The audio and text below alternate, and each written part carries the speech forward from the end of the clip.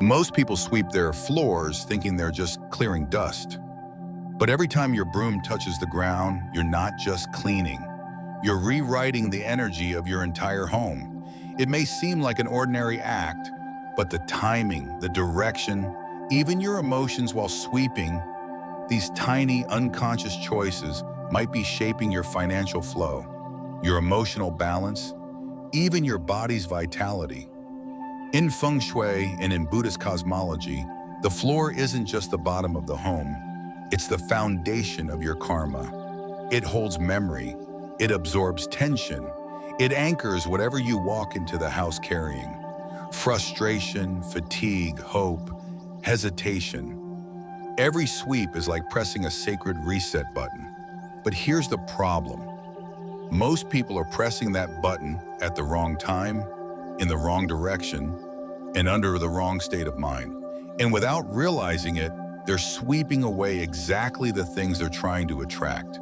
Peace, clarity, prosperity, connection. Let me say this another way. You might be cleaning, but energetically, you could be erasing your blessings. The floor is the most touched but least respected part of our homes. It's where babies crawl, where pets sleep, where we drop what we're afraid to carry any longer. It catches the stories our mouths don't say, and yet we clean it without reverence. We rush, we force, we do it at night after arguments, in anger with broken brooms, and we wonder why our homes feel heavy, why our thoughts feel stuck, why our luck keeps hesitating right at the door. Today, we're going to change that, because when you sweep with awareness, not superstition, not fear, but awareness, you stop pushing good things away. You begin to signal readiness, invitation, alignment, and everything in your life shifts. This isn't about being overly careful, it's about being energetically conscious. You don't have to do more. You just need to do it right. For example, do you know there's a time of day when sweeping actually disconnects your home from wealth? Do you know there's a direction that energetically invites fortune to leave? And do you know that sweeping when you're angry may plant agitation into the very corners you are trying to purify?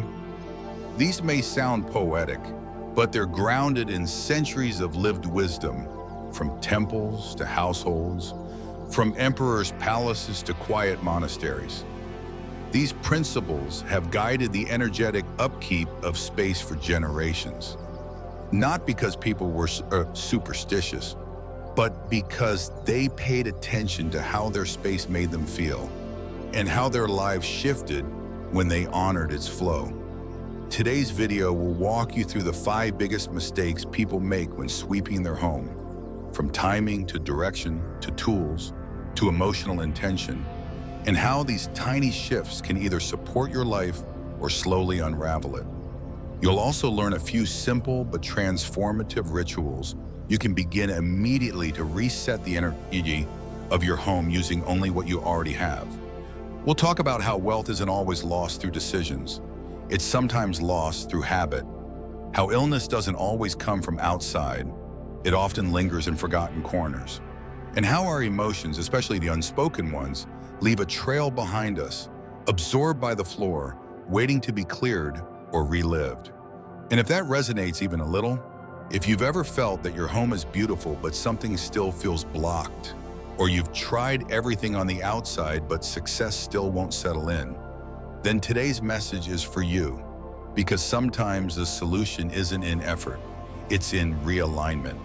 And the fastest way to realign is to start with the foundation, not your ceiling, your floor, where everything lands, where everything rises. Before we dive in, I ask only this.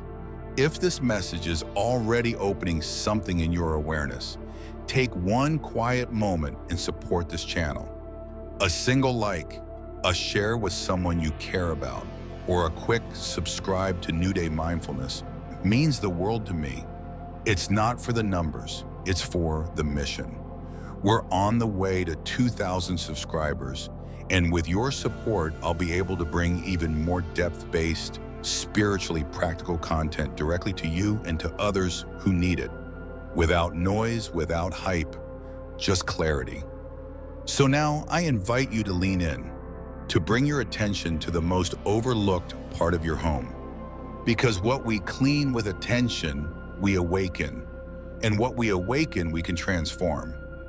Stay with me, and by the end of this video, you may never sweep the same way again. Mistake 1. Sweeping too early or too late. In both Feng Shui and traditional Eastern philosophy, time is not just measured by clocks. It is measured by energy shifts, by the expansion and contraction of qi, by the waxing and waning of yin and yang, and by the subtle rhythms of light, breath, and consciousness that move through a space across the course of a single day. And this rhythm matters, not just for when you sleep or eat or meditate, but even for when you clean. Because cleaning isn't just about order, it's about signaling. It's about interacting with the invisible patterns of your environment in a way that either supports your life's direction or quietly pulls it off course. And that brings us to one of the most common yet least recognized mistakes people make: sweeping the house at the wrong time of day. From the outside, it seems innocent enough. You've had a busy day, you get home late, and you want to do one last chore before bed. You sweep the living room. Or you're up too early, anxious about work, and you decide to tidy the kitchen at 4 a.m. But in the energetic language of Feng Shui, these actions are not neutral. They are disruptive, not to your schedule, but to your field. And not because you're superstitious, but because you've interrupted a rhythm that was doing more for your well-being than you realized. Let's begin with the early morning window between 3 and 5 a.m. In classical Chinese metaphysics, this is considered the hour when yin energy peaks. It is the realm of ancestral dreams, of cellular repair, of deep internal restoration. The body's systems are recalibrating. The environment is quiet, not just because the world is asleep, but because qi itself is still coalescing. This is when monks meditate, not move. It's when prayers are whispered, not when brooms are dragged across tile and wood. To sweep during this time is to cut through your space's natural self-healing process. Imagine interrupting a wound while it's closing. You don't see the harm immediately, but you've delayed restoration. Energetically, it's the same. You sweep during those hours, and you're dispersing patterns that were reassembling overnight. Patterns that protect, nourish, and subtly guide your sense of direction throughout the day. On the other end of the spectrum is the late evening, after 7 p.m., when the sun has set and yang energy has withdrawn. In Feng Shui, yang is the force of activation, movement, and growth. It's the energy of productivity, progress, and expansion. By night, that energy is no longer rising, it's descending. The home is meant to hold stillness, and yet many people sweep during these hours out of habit or convenience. They tidy up after dinner, after guests have left, or after children have gone to bed. But here's the problem. Sweeping at night is symbolically akin to pushing something out that was meant to be held. You are literally moving things away from your foundation when your energy should be consolidating. You're treating your home like a workplace when it should be behaving like a temple. And in doing so, you may inadvertently push out more than dust. You may push out the blessings the day offered, the subtle insights, the emotional resolutions, the new ideas that hadn't yet landed. You sweep them away before they fully rooted. This is not metaphor, it's resonance. Because sweeping isn't just physical, it's directional. It carries intention. In Buddhist thought, every action of the body is also an expression of mind. When you sweep, you are performing karma in motion.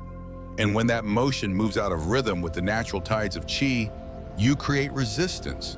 Not in dramatic explosions, but in quiet delays. You notice small things, decisions that feel foggier, relationships that suddenly misalign, business that doesn't quite close, rest that doesn't quite restore, and you trace it back to nothing, but the energy remembers. This awareness of time is not only ancient, it's mirrored by the world's most disciplined minds today. Take, for instance, Ray Dalio, billionaire investor and founder of Bridgewater Associates, one of the most successful hedge funds in history. In a documentary about his life, it was revealed that he adheres to a strict early morning ritual. Before 6:30 a.m., he engages in silent reflection and tidies a small area of his home. Never as a chore, but as a mental alignment tool. He does not rush. He does not clean during the yin-dominant hours. He respects the space, the light, the silence. He believes openly that his internal environment must mirror the outer one, and that clarity is not born of activity, but of attunement. Though not a Buddhist, his actions reflect traditional energetic intelligence. He doesn't fight time, he works with it, and time in turn rewards him. You don't need to be a billionaire to benefit from this wisdom. All you need is to honor the rhythm. In practical terms, the best time to sweep your home is during the early morning hours after sunrise, between 6 and 9 a.m. This is when yang energy begins to rise. It's when light is fresh, when the air still feels open, and when your environment is awake but not yet reactive. This is the time when clearing your space actually supports the day's momentum. You're not pushing anything away, you're preparing the ground. In Feng Shui, this is the activation window. It's when movement brings results. And the simple act of sweeping in those hours sends a message to your space. We are beginning, we are ready, let clarity enter. But beyond timing, the key lies in sensitivity. Not everyone can sweep at the ideal hour every day. Life is imperfect. What matters is awareness. If you must clean outside of optimal windows, do so with gentleness. Don't rush, don't force. Add elements of softness. Light a candle, play calming music, say a short prayer or intention before you begin. These cues restore harmony even when time is less than ideal. It's not about perfection, it's about energetic integrity. Remember, your space is listening. It responds not only to what you do, but when you do it. The floor beneath your feet isn't just a surface, it's a receiver, a conductor, a foundation for the field that surrounds your life. When you move in alignment with its rhythms, you feel supported. When you push against them, even if unintentionally, you feel subtly undermined. That's not superstition, that's resonance. So the next time you pick up a broom, glance at the clock. Ask yourself, is this the time to remove or the time to rest? Because sweeping may seem like a minor decision, but the energy it carries will ripple far beyond your intention. And when done well, with presence and proper timing, it becomes a doorway, not just to cleanliness, but to calm, to focus, to fortune. One small act made at the right moment can change the course of a day. And the course of a day, done enough times, becomes the shape of a life. Mistake 2, sweeping outward toward the front door. Of all the unnoticed habits that disturb the flow of energy in a home, perhaps none is as deceptively innocent, yet energetically costly as the way most people sweep. Directly out the front door. It's quick, it's efficient, it seems logical. You gather the dust and send it out into the world, never to be seen again. But from the perspective of Feng Shui, and from a deeper energetic understanding, shaped by Buddhist awareness of cause and effect, this motion is not just a matter of tidiness.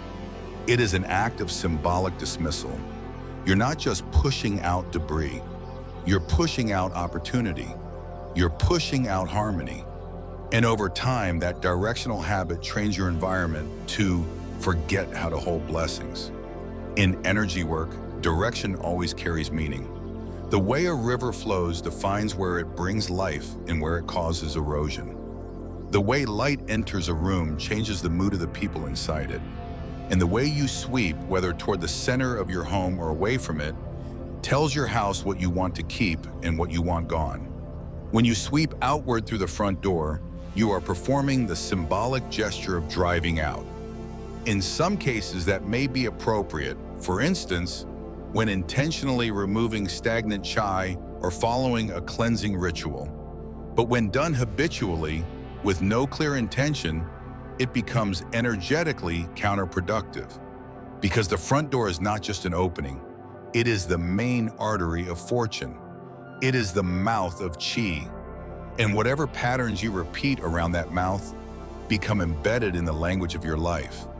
To understand this more clearly, consider the front door as the space through which all your blessings arrive. In Feng Shui, it is the most sacred zone of the home's architecture. It's where career opportunities symbolically knock. It's where guests cross from the outer world into your private sanctuary. It's where the qi of the day enters, mingles, and transforms into well-being. So imagine treating that space like an exit ramp for trash.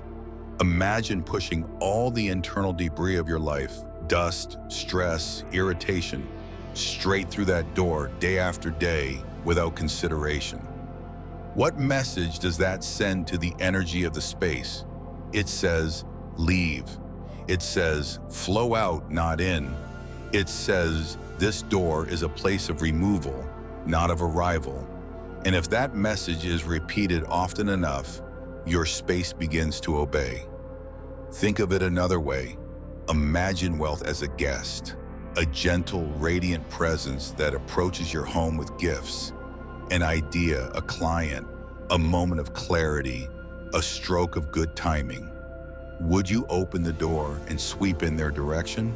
Would you say, without words, I'm in the middle of clearing out, could you come back later? Of course not. And yet that's exactly what many people do, energetically, when they sweep out the front door. They push without welcoming. They clear without holding. And their lives reflect that scattered rhythm. They work hard, but things don't stick. They meet opportunities, but nothing closes. They feel inspired, but the energy fades too quickly. It's not always bad decisions, sometimes it's bad direction. The correction is simple, but it requires a shift in mindset. Instead of treating your sweeping as a way to remove what's inside, treat it as a way to preserve what's worthy and release what's unnecessary without throwing everything out at once. The recommended method is to begin at the furthest corners of a room, those quiet places where dust tends to settle and where stagnant energy accumulates. Sweep inward, gently but deliberately, moving toward the center of the space or toward a contained area such as a dustpan or central basket. Allow the energy to gather. This is the principle of containment. You are collecting, not dispersing. You are integrating, not rejecting. Once everything is gathered, dispose of the waste through a side or back door, never the main entrance. This signals to your home and to the universe that you are selective, intentional, and aligned. That you release what's not needed without expelling what is essential. That your front door remains a place of invitation, not elimination. This principle of containment is echoed not only in Feng Shui, but in the broader Buddhist teachings on right action and wise intention. In the Dhamma, we are reminded that our actions carry both external consequence and internal echo. It's not just what we do, it's how we do it and where we direct it. When you sweep out the front door in haste or carelessness, you may not feel the karmic effect immediately, but over time, the subtle message you've encoded into your space begins to reshape your experience. Wealth feels unwelcome. Peace becomes elusive. Opportunities come to the threshold, but hesitate to enter. You may even start to experience more literal losses. Misplaced money, forgotten appointments, declining momentum in projects that once felt promising. These are not punishments. They are patterns. And the good news is, they are reversible.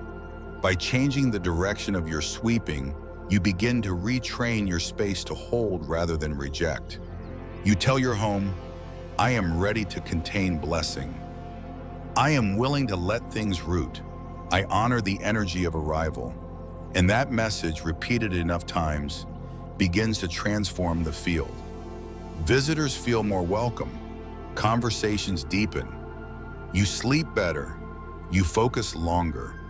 And you find that things which used to feel just out of reach now settle closer, more easily, more naturally.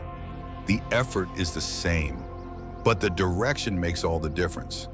In this way, sweeping becomes a sacred act, not in the sense of ritual superstition, but in the sense of energetic clarity.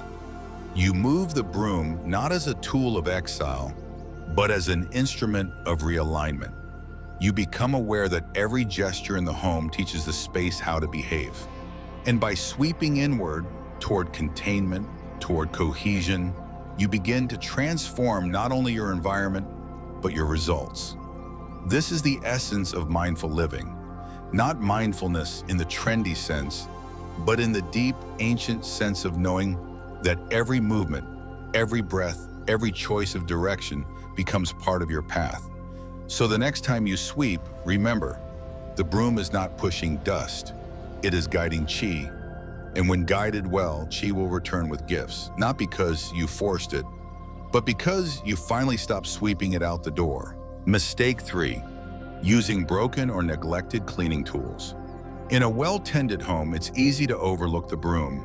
It leans quietly in a corner, humble, familiar, unassuming. But in the language of both Feng Shui and Buddhist understanding, tools are never just tools. They are mirrors. And the way you treat your broom, how often you replace it, where you keep it, whether you clean it or ignore it, says more about your inner landscape than most people ever realize. Because the broom isn't just brushing away dust, it's carrying your energy. And what it carries, it spreads into corners, into hallways, into rooms where clarity or stagnation begins to form. The handle, the bristles, the way you hold it, all of that becomes an extension of your current state of being. And when you sweep with a broom that's frayed, broken, or soaked in the residue of past frustration, you may be pushing more than debris. You may be imprinting your unrest into the very spaces you're trying to cleanse. In Buddhist thought, form follows mind. And in reverse, mind is constantly shaped by the forms we touch, use, and live among. A cracked bowl in a temple is not just a broken object, it's a reminder of impermanence. A polished altar cloth is not just clean fabric, it's a gesture of respect for what is sacred. In the same way a neglected broom becomes more than an oversight, it becomes a statement, one that quietly declares, I clean, but I do not honor the process. I sweep, but I do not acknowledge the vessel through which I act. And when that pattern repeats, when the act of cleaning becomes unconscious, rushed, or emotionally charged, the energy being transferred is not clarity, but contamination. You may finish the task, but the space won't feel better. It will feel unsettled, as though something remains off, unfinished, or misaligned. Feng Shui speaks to this through the concept of qi flow being affected not only by placement, but by condition. A dirty mirror distorts energy, a squeaky, unused door blocks movement, and a broom, when worn down or stored in the wrong place, becomes a vector of trapped or confused qi, especially if it's placed near the front door. That's a critical mistake because the front door is the energetic mouth of the house. It is where prosperity, opportunity, and health qi are meant to enter. When a broom is placed there, especially with its bristles pointing outward, it acts like a barrier, a brush that symbolically tells blessings. There's no room for you here. Even worse is when the broom is left visible and unkempt. Bristles flattened, handle leaning sideways, dust still clinging from the last hurried sweep. That image alone transmits more than most people realize. The remedy isn't complex, it's conscious. Start by observing the condition of your tools. Is your broom intact? Are the bristles still straight? Is the handle clean? Does the mop smell fresh or sour? These aren't superficial details, they're energetic signals. Replace what's broken, rinse what's stained, and more than anything, use them with respect. Not reverence, not drama, just simple awareness. Before sweeping, pause for a breath. Acknowledge that what you're holding is an extension of your will. Acknowledge that your state of mind will shape the state of the space. That one moment of attention before you act anchors everything that follows. That's the Buddhist approach to action. Not what, but how. Not result, but intention. Some traditions go further. In certain Zen monasteries, tools are not stored until they have been washed, dried, and given a moment of thanks. A broom is leaned gently in a dark, protected corner, never left exposed in the light. Some nuns even whisper, "Thank you for helping me clear," before returning the broom to its place. Not because they worship the tool, but because they recognize that the simplest acts, when done with mindfulness, become profound. They become vehicles of transformation. When we bless the tool, we bless the task. When we care for what we hold, we shape what the space receives. In your home, this could look like something small, keeping your broom stored inside a closet or behind a screen, never near the entrance, cleaning it once a week, replacing it when it begins to deteriorate, holding it firmly but gently, never angrily. And perhaps, once in a while, offering a quiet intention before you begin. Let this act bring clarity, not chaos. Let what I touch be renewed. It's not a ritual, it's a relationship. Between your tools and your mindset, between your actions and your environment, between what you clean and what you create. And when that relationship is tended with care, the broom becomes more than a stick with bristles. It becomes a symbol of transformation, of agency, of alignment. The very thing that brings order to your space becomes a channel for peace, not because it's magical, but because it's intentional. So the next time you sweep, don't rush. Don't dismiss the tool in your hand as ordinary. Let it be what it has always been, an extension of you. Treat it with care, and your space will reflect that care back to you, not in grand gestures, but in the subtle quiet of rooms that feel softer, clearer, more supportive. The broom remembers, and what you remember while holding it shapes the energy of home.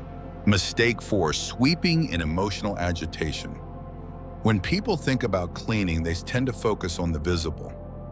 Dust, dirt, clutter, what can be wiped, swept, or tossed. But in both Feng Shui and Buddhist understanding, the invisible residue is far more impactful than the material one. And the most potent of these invisible imprints is the energy you carry in your body while you clean. Your emotion, your breath, your mood, what you feel becomes what you spread. And of all the silent mistakes people make during routine cleaning, one of the most overlooked and most damaging is the sweeping while emotionally agitated. To sweep in a state of anger, frustration, anxiety, or resentment is not just ineffective, it is energetically contaminating. Because in that moment, you are not only pushing physical debris, you are projecting inner turbulence outward, transferring your agitation into every corner the broom touches. The vibration of your body moves through the broom, through the arm, through the motion, and into the floor. And the floor, as we've already explored, doesn't just catch dirt. It remembers, it receives, it holds. So while you may finish the job, your home does not feel cleaner. It feels heavier, more dissonant. You've cleared the dust, but you've embedded the energy of discontent. Buddhism teaches that even an action that appears wholesome in form, such as sweeping, offering, or meditating, can generate mixed karma if it is performed with a mind clouded by defilement. This isn't superstition, it's cause and effect. When your actions arise from a restless or aversive state, their echo is unstable. They may look productive on the outside, but their energetic residue is scattered. The result is a room that looks pristine, yet feels unsettled. A home that is visually calm, but emotionally jagged. Feng Shui describes this as surface harmony masking vibrational disharmony. You may not notice it immediately, but over time, the impact builds. It may show up as increased irritability, poor sleep, conflicts that start without cause, or even financial stagnation. Because the qi within the home, instead of circulating smoothly, begins to splinter, reacting to the agitation it was fed. But the solution is not to avoid cleaning when you're upset.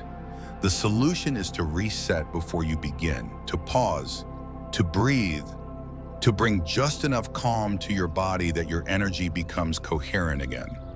In this way, you shift from performing a chore to embodying a practice. You restore not only the room, but your role within it.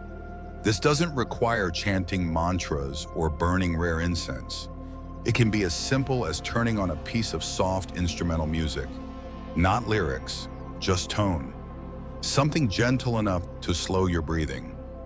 Or lighting a stick of sandalwood or lavender incense, not for ritual, but to remind your senses to soften. You could even open a window, just slightly, to let the room exhale before you act. These aren't indulgences, they're tools of energetic hygiene. You wouldn't cleanse your body in dirty water. Why cleanse your space in a storm of emotion?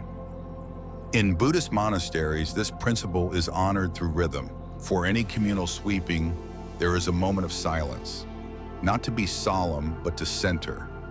In some traditions, the act of sweeping is considered a training in mindfulness itself, not because of the physical outcome, but because it reveals the quality of your intention. If a monk sweeps quickly and angrily, it's immediately noticeable, not in the speed, but in the vibration left behind. The floor feels tense, the air holds unrest, and so the instruction is always the same. Pause, then move. Restore, then clean. The mind must be aligned before the hand moves. This wisdom applies equally to household life. If you've just had an argument, don't pick up the broom. If you're racing against the clock, trying to finish before another task, pause. Because the speed of your movement becomes the speed of your energy imprint. And a fast, scattered movement spreads fast, scattered energy.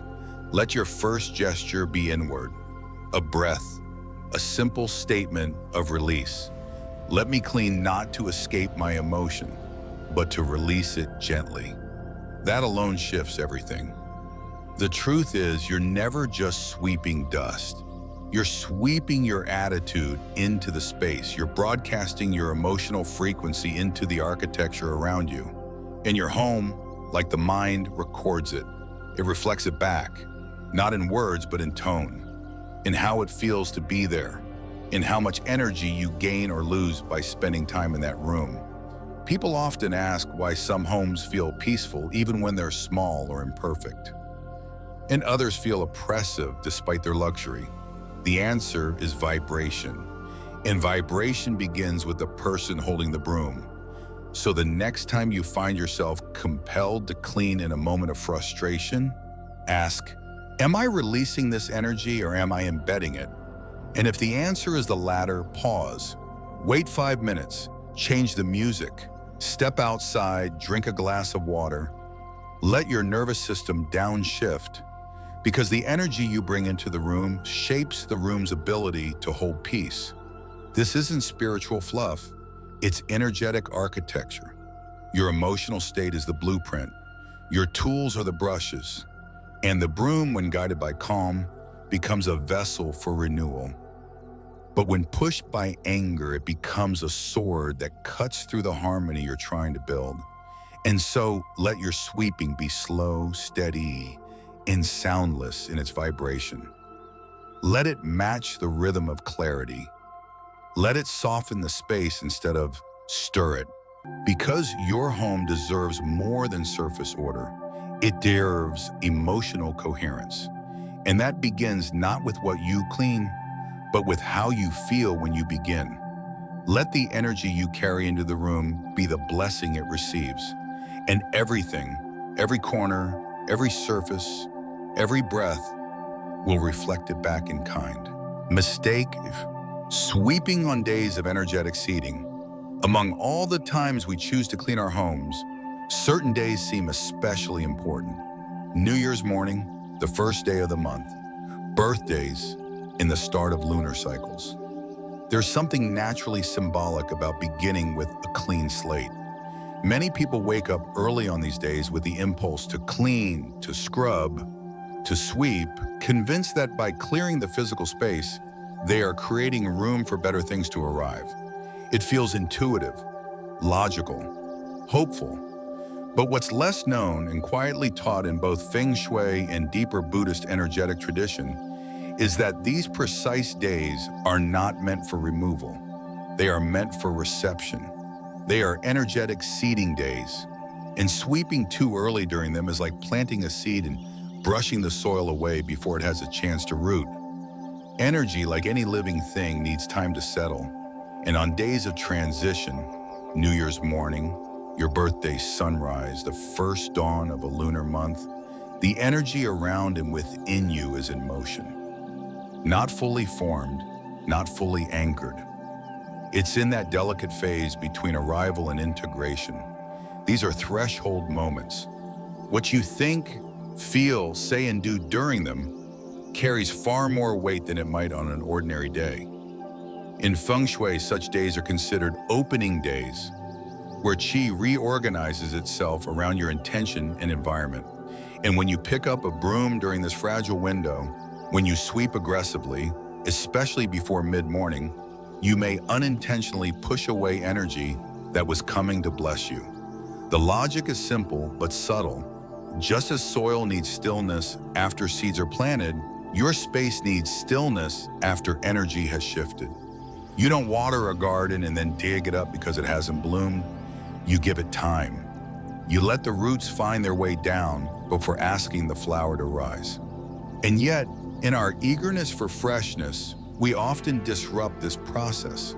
We light incense with hope, we set intentions, and then, out of habit, we pick up a broom and sweep them away before they have even landed. The house may look cleaner, but energetically, you've cut short the qi's arrival. This isn't superstition, it's energetic rhythm. The early hours of a New Year's morning or your birthday are not meant to be filled with motions of clearing. They're meant to be filled with presence, receptivity, and grace. These are times to bless the home, not sanitize it. To open the windows gently, to ring a bell in the center of your living room, to light a candle or place fresh flowers on the kitchen counter.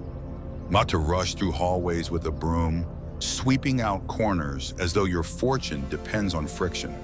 Your fortune depends on invitation, and invitation requires space, not just physical, but vibrational. In Buddhist cosmology, the notion of impermanence includes honoring moments of transition with clarity. The first breath of a new cycle, whether it's the start of a calendar year, a lunar month, or a personal milestone like a birthday, is seen as energetically charged. That breath carries momentum, intention, and karma. It is not a time to discard. It is a time to align. And actions taken in haste or unconsciousness during these openings have echoes. A morning of gratitude sets a tone for receptivity. A morning of frantic cleaning sets a tone for scattered effort. The qi listens, and it organizes itself around the message you send. That's why the alternative is so powerful. Instead of sweeping, begin these days by activating the space in a softer way. Light a stick of incense, not to purify, but to uplift. Choose a scent that soothes rather than stimulates. Sandalwood for clarity, lotus for blessing, or orange peel for creative renewal. Place a small bowl of water in your central room, symbolizing emotional freshness and reflective energy. Ring a bell or chime at the entrance, not to ward off spirits, but to call your awareness back home. And perhaps most importantly, take a moment, just a moment, to stand still, place your hand on your heart or your front door, and whisper a simple phrase. Today is not for clearing. Today is for planting. That alone reorients your entire field. It sets the tone for energy to land, settle, and support you. Then, once the day has fully arrived, usually by the following morning, sweeping can resume. Not as a reflex, but as a release. By then, the energy has had a chance to breathe, to take root, to register the blessing. You are no longer sweeping the welcome mat. You are sweeping the old dust. And that difference, though invisible, changes everything. You might wonder, do these details really matter? Can sweeping on the wrong day really alter the course of abundance or momentum? The answer isn't black and white, but energy, like water, always responds to the container it's poured into. And the more precise, clear, and respectful that container is, the more life it can hold. Sweeping on seeding days isn't wrong, it's just mistimed. And mistimed actions, when repeated, accumulate as resistance. You don't see it right away, but over months, even years, it builds. Like a plant that keeps trying to root and disturb soil, your intentions start to feel like effort without traction, movement without momentum, progress without peace. By simply adjusting this one habit, by holding space rather than sweeping it, you shift your relationship with beginnings. You begin to welcome instead of control. You start to feel the difference between acting out of tradition and acting out of alignment. And that is where real fortune begins to rise. Not from the force of your broom, but from the softness of your timing. So the next time a new year dawns, or your birthday begins, or a new month greets your home, resist the urge to rush into cleanliness. Let stillness be your first offering. Let intention be your broom. And let the energy that comes to meet you feel not pushed, but received. When you sweep with patience, your life gathers power. And when power gathers without interruption, your path begins to flow. Not because you chased it, but because you made room for it to arrive. Final. The floor beneath you is more than architecture. It's the silent witness to your daily rituals, your unconscious habits, your quiet victories, and your private defeats. It holds the first imprint of every step you take in the morning and the last one you exhale at night. It knows where you pace when you're anxious, where you kneel when you're searching, where you dance when nobody's watching. And in all of that, it absorbs a story, a vibration that lingers long after the moment has passed. We often forget that our environment remembers. We forget that the floor isn't just something we walk on, it's something we live through. It stores the friction we haven't yet resolved, the dust of emotional weight we meant to release, the momentum we hoped would return. And when we sweep it with intention, when we treat it not as an afterthought but as a foundation, we don't just change the way a room looks, we change the way it holds us. Cleaning the floor isn't about chasing good luck or warding off bad energy. It's about restoring alignment between the life you want and the space you are asking it to live in. It's about honoring the ground that carries you, not out of fear or perfectionism, but out of clarity, out of respect.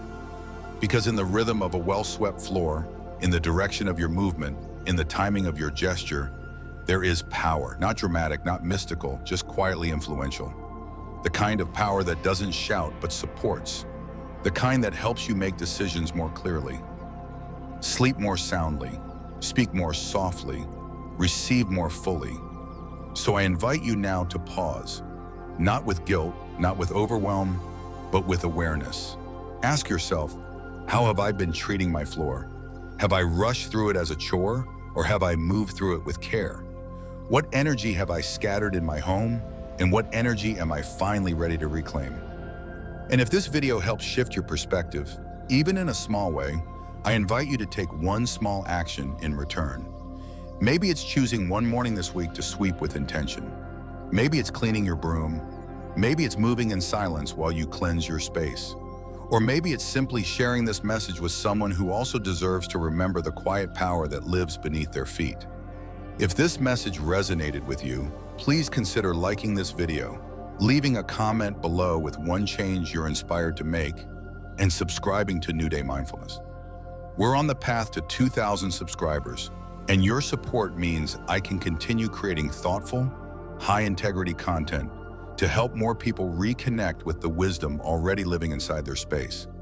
And when we reach that milestone, I'll be sharing a brand new monthly energy cleansing ritual, simple, powerful, and rooted in ancestral principles to support your peace, your prosperity, and your flow. So let's clear together, not in fear, but in power, not in superstition, but in trust. The floor doesn't need to sparkle. It needs to support you. And when you honor it, even once a week, even once a month, it will begin to lift you back. Because fortune doesn't always knock. Sometimes it's already waiting just beneath the dust.